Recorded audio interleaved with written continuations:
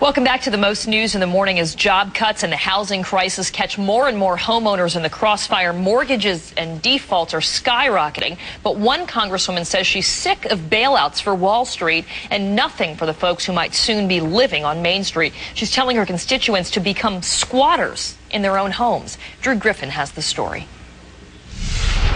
The notices came to her home in April. Andrea Geis's bank foreclosed on her. Behind in payments, out of work, a husband sick, she had nowhere to go. So she decided to follow the advice of her congresswoman and go nowhere. Geis is part of a new movement in the housing crisis, squatters.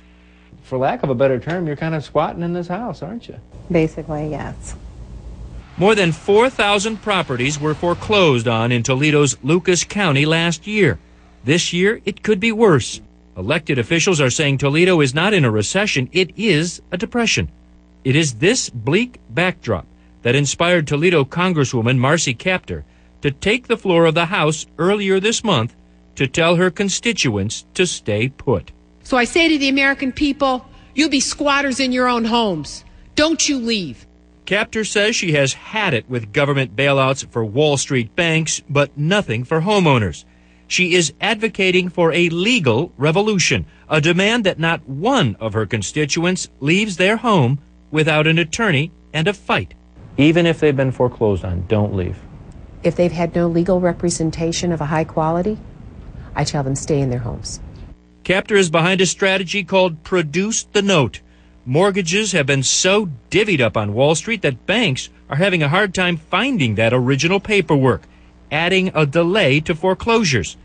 She is also pushing banks to rework loans, especially those banks getting bailouts and holding mortgages of folks getting tossed out. They're vultures. They prey on our property assets. And I guess the reason I'm so adamant on this is because I know property law and its power to protect the individual homeowner. And I believe that 99.9% of our people have not had good legal representation in this. Without a lawyer, Andrea Geis bought a $147,000 home with nearly $40,000 down.